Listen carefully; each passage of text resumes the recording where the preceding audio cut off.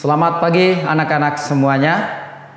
Salam Pancasila, merdeka, merdeka, merdeka. Pada kesempatan pagi hari ini, saya mengucapkan syukur kepada Tuhan Yang Maha Esa karena pada pagi hari ini kita dapat bertemu di virtual di channel YouTube. Pada kesempatan pagi hari ini Pak Bambang akan menyampaikan materi tentang degradasi moral dan dampak negatif bagi umat beragama. Nah, anak-anakku semuanya, siapa yang sudah tahu arti dari degradasi moral? Apa pengertian degradasi? Ada yang tahu? Degradasi adalah kemunduran, kemerosotan atau penurunan dari suatu hal. Sedangkan moral adalah akhlak atau budi pekerti. Itu menurut Kamus Besar Bahasa Indonesia. Jadi degradasi moral adalah suatu fenomena adanya kemerosotan atas budi pekerti seseorang maupun sekelompok orang. Nah, anak-anakku semuanya sudah mengerti tentang degradasi moral. Sekali lagi, degradasi moral adalah suatu fenomena adanya kemerosotan atas budi pekerti seseorang maupun sekelompok orang.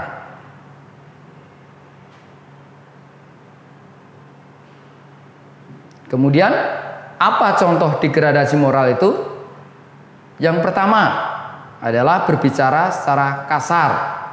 Nah, kalau kita bicara secara kasar itu menyangkut banyak hal ya.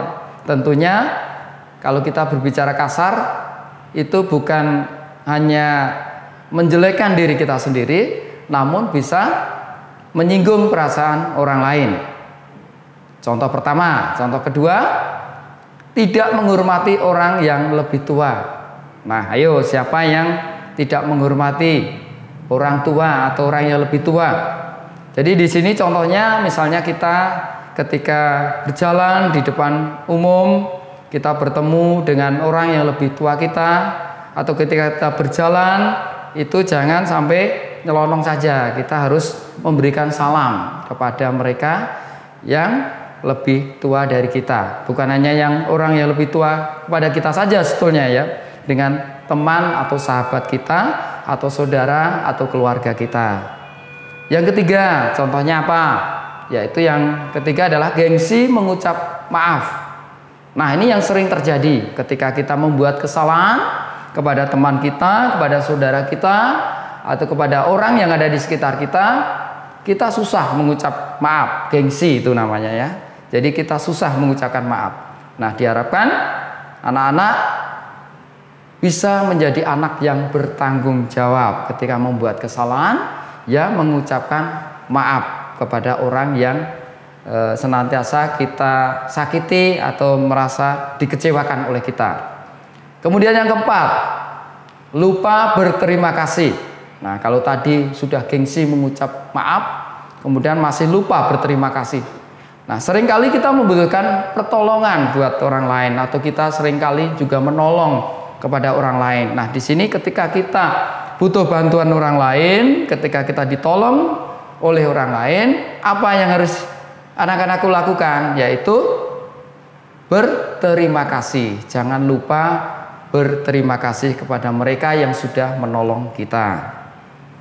Kemudian yang kelima adalah berperilaku curang. Nah, ini adalah contoh degradasi moral. Banyak kita jumpai misalnya ada di kelas atau di sekolahan ketika kita belajar, ketika kita mengerjakan soal, ketika kita mengerjakan ujian atau ulangan umum. Nah, ada beberapa hal yang perlu kita sadari ya. Kadang kita untuk mendapatkan nilai yang baik, nilai yang besar, itu kita melakukan hal yang curang. Nah, ketika kita berperilaku curang ini, misalnya menyontek, nah itulah perbuatan degradasi moral. Jadi itu tidak diperbolehkan. Nah, berikutnya Sebetulnya apa sih penyebab degradasi moral itu? Ya. Yang pertama adalah salah memilih pergaulan. Nah, salah memilih pergaulan itu seperti apa? Ya. Jadi biasanya kita harus disesuaikan dengan hati nurani kita.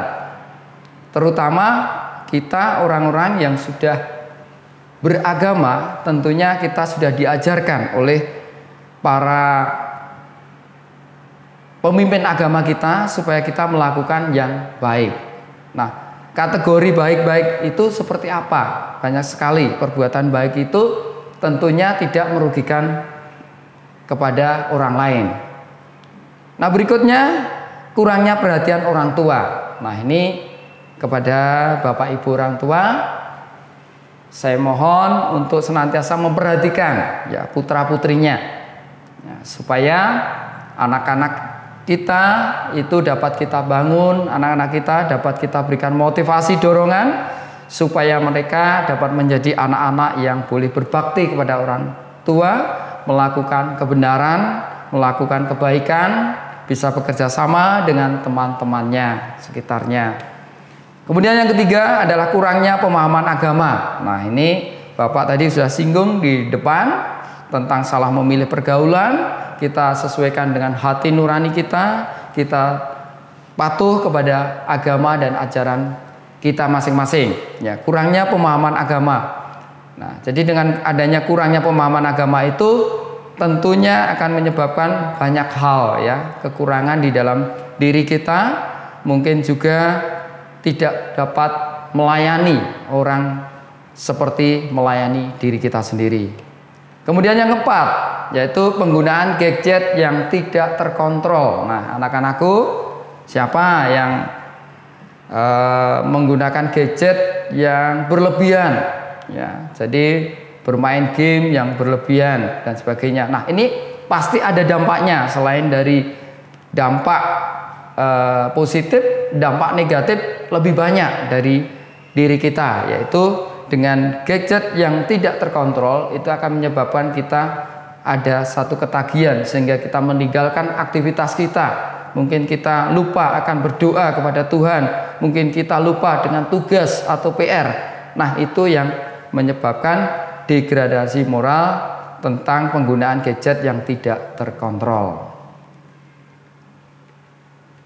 Selanjutnya, apa dampak negatif degradasi moral? Dari tadi Pak Bambang sudah berbicara tentang degradasi moral itu sebetulnya dampaknya apa buat kita semua.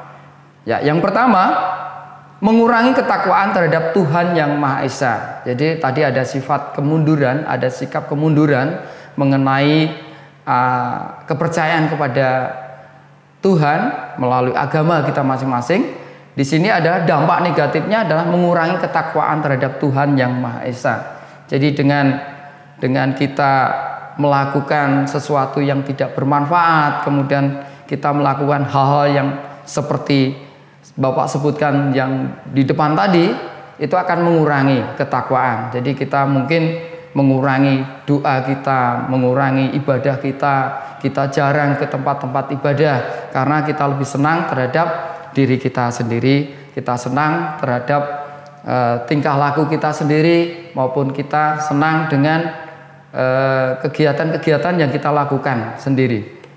Berikutnya adalah mengubah perilaku menjadi negatif.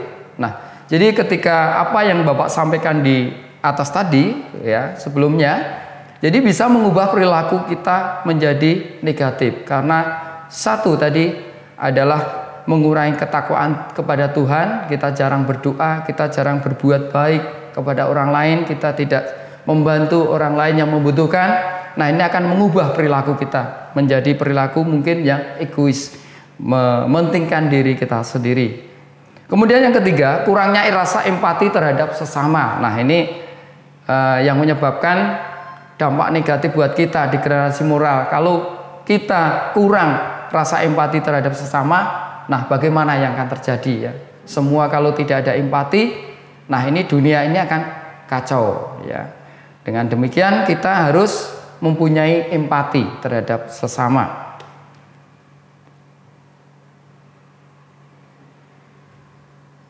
Selanjutnya, ketika kita sudah tahu arti degradasi, kemudian kita tahu dampaknya yang terjadi buat kita semua, kemudian apa yang harus kita lakukan? Apa saja yang harus kita lakukan untuk mencegah degradasi moral buat kita sendiri maupun buat orang lain? Yang pertama adalah selalu berdoa dan rajin beribadah. Nah, siapa di sini yang jarang beribadah? Ya, baik itu yang beragama Islam, Kristen, Katolik, Hindu, Buddha, Konghucu. Ya, saya yakin semua anak-anakku rajin berdoa, ya, rajin beribadah. Ya, karena dengan berdoa, dengan beribadah, kita bisa tenang hati kita. Ya, Tuhan akan menyertai kita semua. Kemudian yang kedua, saling menghormati sesama manusia. Jadi yang kita lakukan selain kita berdoa, rajin beribadah, kita juga harus menghormati sesama manusia. Menghormati di sini bukan hanya kepada saudara kita, bukan hanya kepada orang tua kita, tetapi orang-orang yang ada di sekitar kita, terutama orang-orang yang lebih tua dari kita harus saling menghormati. Kemudian yang ketiga adalah membatasi penggunaan gadget. Tadi udah saya sampaikan di depan tadi mengenai penggunaan gadget yang tidak terkontrol. Berarti hal yang harus kita lakukan untuk mencegah itu semuanya adalah membatasi penggunaan gadget yang seperlunya saja. Ya. Yang keempat adalah mengutamakan belajar daripada bermain. Nah, ini kalian sebagai anak-anak tunas bangsa, anak-anak yang masih belajar di sekolah, utamakan belajar ya daripada bermain. Boleh bermain, ada waktunya, tetapi harus ada pembatasan bermain. Jangan sampai malam waktunya sudah belajar, istirahat masih bermain.